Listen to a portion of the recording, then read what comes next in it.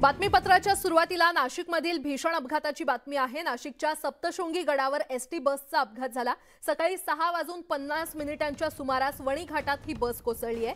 अपघातावेळी या बसमध्ये 18 प्रवासी होते आणि या अपघातात एका महिलेचा मृत्यू झाला असून जखमी प्रवाशांवर वणी ग्रामीण रुग्णालयामध्ये उपचार सुरू आहेत। अपघातग्रस्त एसटी ही खामगाव डेपोची असून ती रात्री सप्तशृंगी गडावर मुक्कामाला होती आणि सकाळी प्रवाशांना घेऊन ही बस गडावरून खामगावच्या दिशेने घाट उतरत असताना गणपती टप्प्यावर एसटी चालकाचं नियंत्रण सुटून हा अपघात झाल्याची माहिती मिळते। सुदैवाने ही बस पलटी न झाल्याने मोठं गंडांतर टळलेलं आहे। तर जखमींवर सध्या वणी रुग्णालयामध्ये उपचार सुरू करण्यात आलेले आहेत। नाशिकच्या सप्तशृंगी गडावर एसटी बसचा हा भीषण अपघात झालाय। सकाळी 6:50 सुमारास वणी घाटात ही बस कोसळली। अपघातावेळी या बसमध्ये 18 प्रवासी होते आणि या अपघातात एका महिलेचा मृत्यू झाला असल्याचं कळतंय।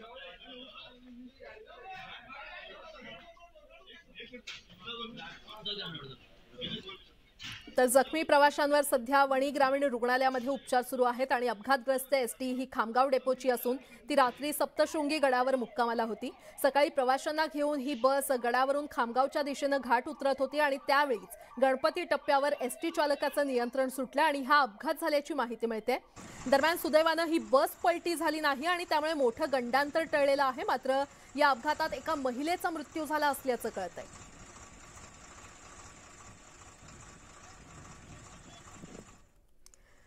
छत्रपती संभाजीनगरच्या सावंगीजवळ देखील समृद्धी महामार्गावर पुन्हा एकदा अपघात झालाय। खासगी बस आणि ट्रकची धडक झाली आणि या अपघातात 20 जण जखमी झालेत। यामधील 11 जणांना डिस्चार्ज देण्यात आला असून 9 जणांवर घाटी रुग्णालयामध्ये उपचार सुरू आहेत।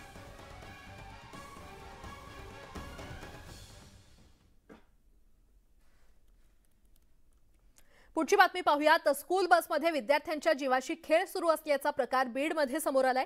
तेलगाव येथील जिजामाता प्राथमिक विद्यालयाच्या बसमध्ये चिमुकल्यांना मेंढरांसारखं कोंबून शाळेत नेलं जात असल्याचा हा प्रकार उघडकीस आलाय आणि विशेष म्हणजे ड्रायव्हरच्या केबिनमध्ये देखील विद्यार्थ्यांना बसमध्ये बसवलं जात असून विद्यार्थ्यांची सुरक्षा वाऱ्यावर असल्याचं पाहायला मिळतंय। स्कूल बसचे नियम धाब्यावर बसवून एका स्कूल बसमध्ये 70 ते 80 विद्यार्थी बसवले जात आहेत आणि 10 ते 15 विद्यार्थी बसच्या केबिनमध्ये बसवले जातात, तर काही ड्रायव्हरच्या बाजूला देखील उभे केले जातात। त्यामुळे पालकांकडून भरमसाठ फी घेणाऱ्या या बस चालकांकडून विद्यार्थ्यांच्या जीवाशी खेळ करणं कधी थांबणार असा संतप्त सवाल उपस्थित केला जातोय। तसंच नियमांची पायमल्ली करणाऱ्या स्कूल बस चालकांना सरकार धडा शिकवणार का, हाही प्रश्न अनुत्तरित आहे।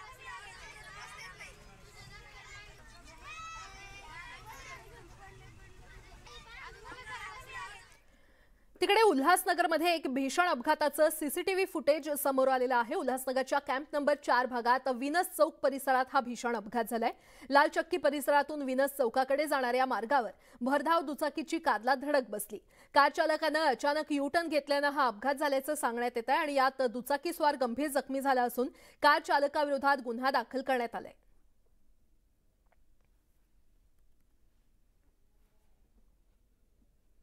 बातमी पुण्यातून। पुण्यामध्ये कोयता गँगनं धुमाकूळ घातलाय। रोज हल्ले, केक कापणं अशा घटना घडत असून आरोपींची धिंड काढूनही टोळक्याचा धुडगूस काही कमी झालेला नाहीये आणि आता या गुंडांना धाक बसवण्यासाठी पुणे पोलिसांनी डिटेक्शन ब्रांच आणि बीट मार्शलला पिस्तूल देण्याचा निर्णय घेतलाय।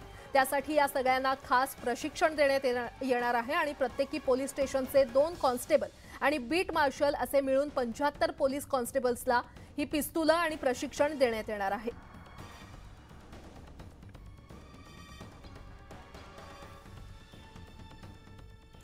आणि आता बातमी राजकीय गोटातली। एकीकडे शिंदे फडणवीस आणि पवारांमध्ये खाते वाटपावरून चर्चासत्र सुरू असताना आता पुन्हा एकदा मंत्रिमंडळ विस्ताराच्या चर्चांनी जोर धरलाय। राज्य सरकारचा 3रा मंत्रिमंडळ विस्तार आजच होण्याची शक्यता आहे। या मंत्रिमंडळ विस्तारात भाजप आणि शिवसेनेचे प्रत्येकी 5 तर काही अपक्ष आमदार मंत्रिपदाची शपथ घेणार असल्याची माहिती सूत्रांनी न्यूज 18 लोकमतला दिली आहे।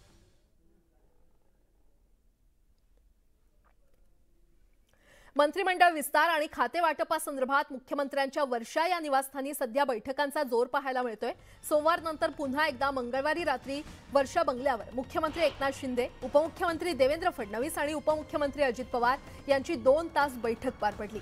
रात्री 1 पर्यंत चाललेल्या या बैठकीत मंत्रिमंडळ विस्तार आणि खाते वाटपासंदर्भात चर्चा झाल्याची माहिती आहे। गेल्या 2 दिवसांपासून मुख्यमंत्री आणि दोन्ही उपमुख्यमंत्री यांच्यामध्ये बैठका सुरू आहेत.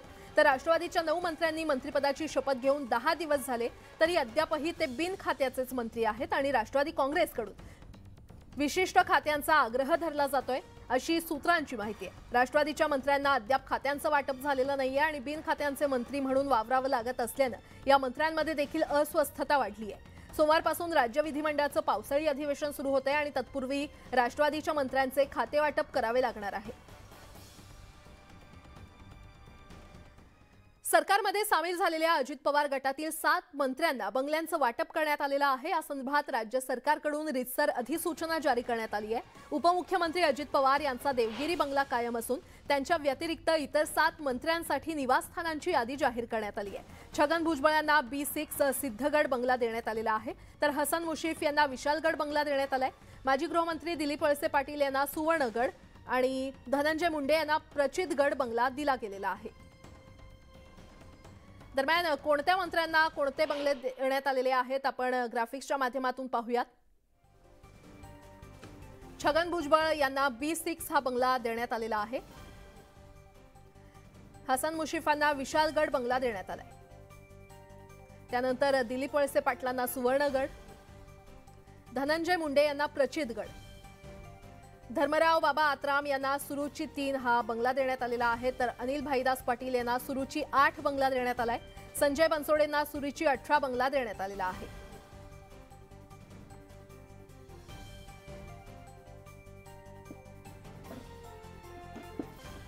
मनसे अध्यक्ष राज ठाकरे गुरुवारपासून 2 दिवसांच्या रत्नागिरी दौऱ्यावर जाणार आहेत आणि या दौऱ्यामध्ये ते पदाधिकाऱ्यांसोबत बैठका घेणार असून लोटे परशुराम इथे तलाव सुशोभीकरणाच्या कार्यक्रमाला देखील ते हजेरी लावणार आहेत. मनसेनं 2 दिवसांच्या राज ठाकरेंच्या कार्यक्रमाची रूपरेषा जाहीर केली आहे. 13 जुलैला राज ठाकरे सकाळी 10 वाजता चिपळूणला येतील आणि नंतर सकाळी 10:30 वाजता मनसेच्या कार्यालयाचं उद्घाटन ते करणार आहेत. यानंतर 11 वाजता अतिथी हॉलमध्ये जिल्हा पदाधिकारी आणि कार्यकर्त्यांची बैठक घेणार आहेत. दुपारी 3 वाजता लोटे परशुराम इथे तलाव सुशोभीकरणाचं उद्घाटन करणार आहेत आणि यानंतर सायंकाळी 6 वाजता खेड इथे पक्षप्रवेशाचा कार्यक्रम होईल. दुसऱ्या दिवशी सकाळी 10 वाजता दापोली इथे पक्ष कार्यालयाचं उद्घाटन करतील. त्यानंतर 11:30 वाजता मंडणगड इथे पदाधिकाऱ्यांची बैठक घेणार आहेत.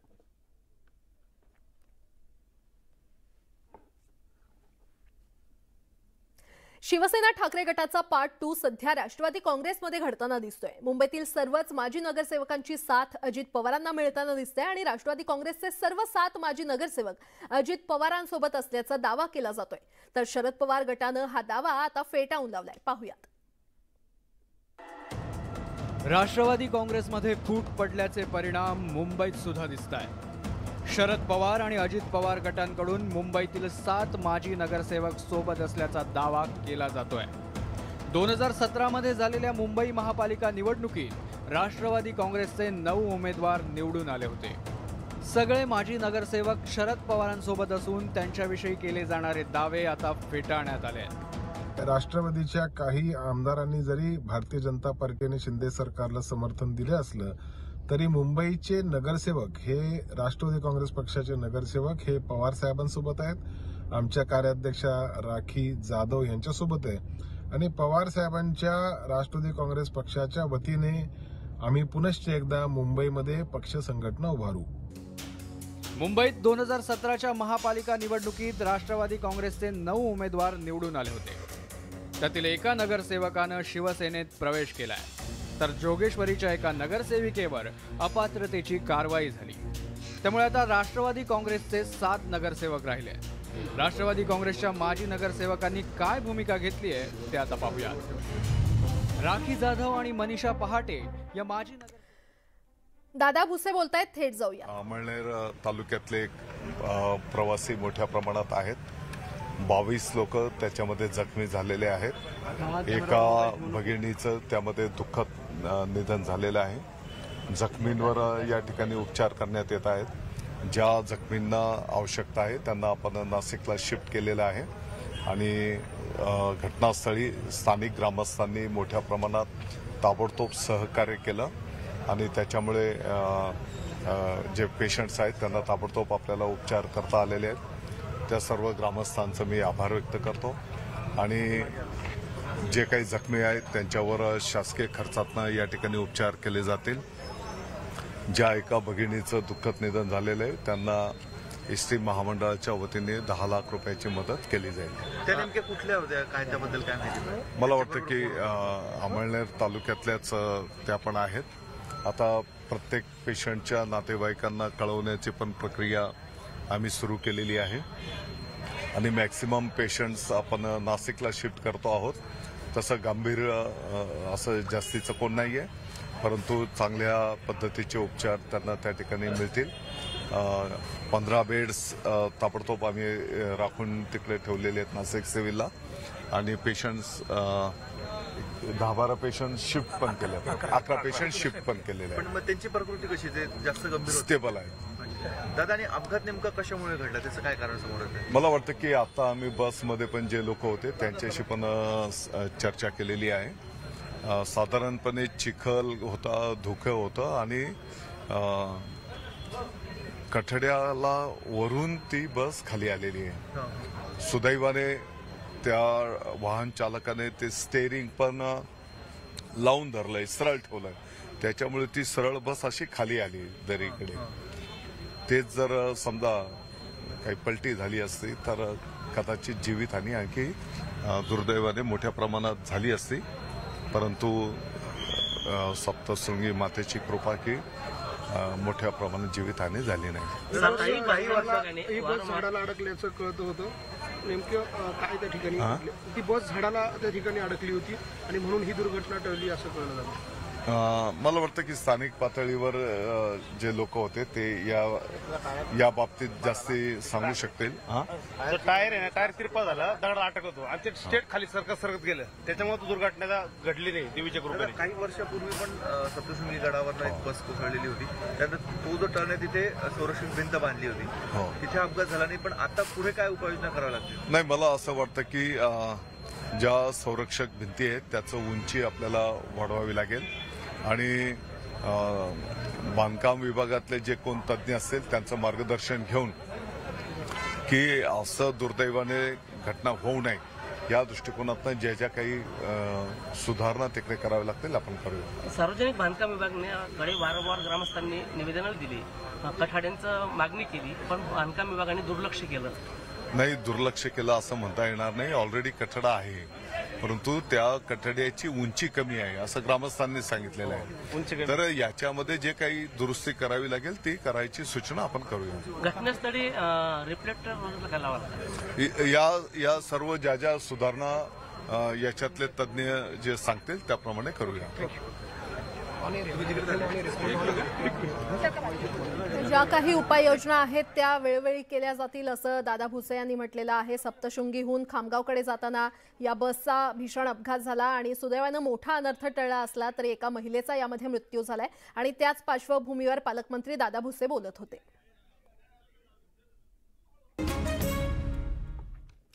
ब्रेकनंतर आपलं पुन्हा एकदा स्वागत. बातमी पुण्यातून. पुण्यात आता पब्सला आणि हॉटेल्सला रात्री 10 पर्यंतची मुदत पुणे पोलिसांनी घालून दिलेली आहे. पब्समध्ये 10 नंतर स्पीकर बंद ठेवण्याचे आदेश दिलेत आणि यावर आता पब्सच्या चालकांनी एक नवीनच शक्कल शोधली आहे. स्पीकरऐवजी हेडफोन ग्राहकांना देऊन पब सुरू ठेवण्यात येत आहेत.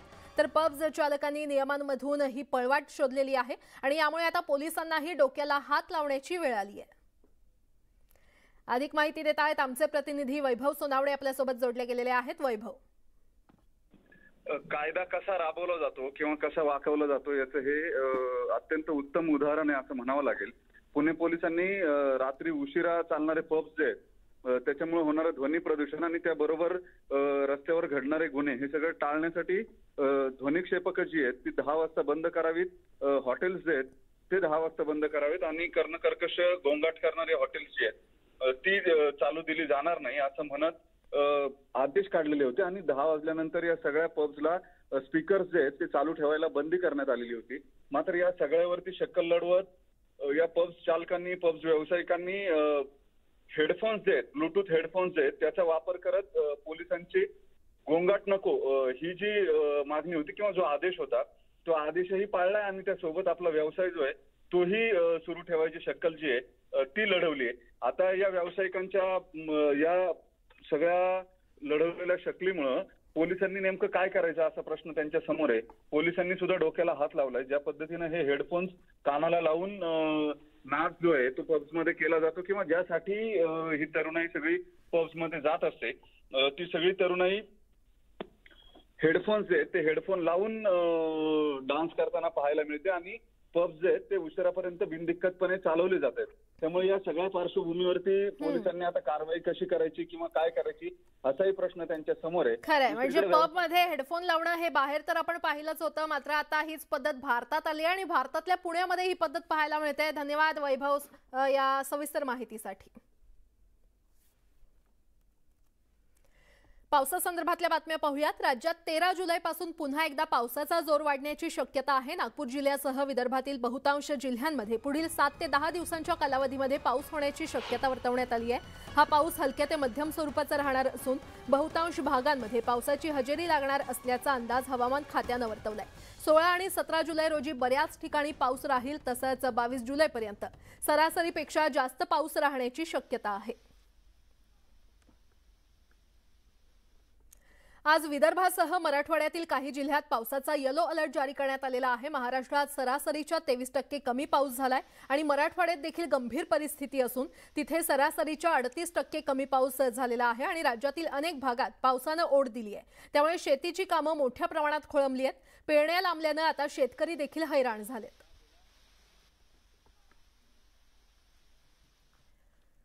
तिकडे गोंदिया जिल्ह्यामध्ये गेल्या काही दिवसांपासून पावसानं हव्या त्या प्रमाणात जोर पकडला नसल्यामुळे शेतकरी चिंतातूर झालाय. 1-2 दिवसात पाऊस न आल्यास शेतकऱ्यावर दुबार पेरणीचं संकट ओढावू शकतंय. पावसाच्या पाण्याशिवाय शेती करणं शक्य नसणाऱ्या शेतकऱ्यांचे सध्या हाल होत आहेत आणि जिल्ह्यामध्ये पावसानं दमदार हजेरी लावली नसल्यामुळे अनेक शेतकऱ्यांचे पेरणी केलेले भात पीक सुकण्याच्या अवस्थेत आहेत. जिल्ह्यात दमदार पावसानं हजेरी लावावी असं साकडं शेतकऱ्यांनी देवाला घातलेलं आहे.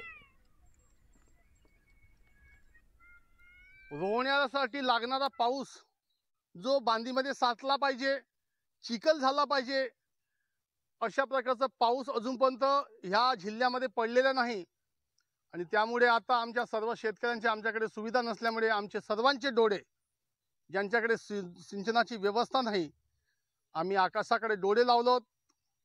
जर आता 2-3 दिवसामध्ये पाऊस पडला नाही तर आपण ही खार बघता ही सुद्धा वाळू शकेल. ज्यांनी शेतीची पेरणी केली, आपण रोप लावलेत, ते सुद्धा वाळतील आणि पुनस्व आमच्यावर दुबारी पेरणीचं मोठं संकट आमच्या जिल्ह्यावर येऊ शकते. पुढची बातमी पाहूयात. म्हाडाच्या मुंबई मंडळाच्या 4082 घरांच्या लॉटरीला तुफान प्रतिसाद मिळालेला आहे. अखेरपर्यंत 1,45,849 अर्ज प्राप्त झालेत आणि यापैकी 1,19,278 अर्जदारांनी अनामत रकमेचा भरणा केलाय. सदनिकांच्या वितरणाकरता प्राप्त अर्जाची संगणकीय सोडत वांद्रे पश्चिम येथील रंगशारदा नाट्यगृहात काढण्यात येणार असून सोडतीचा दिनांक आणि वेळ लवकरच जाहीर करण्यात येणार आहे.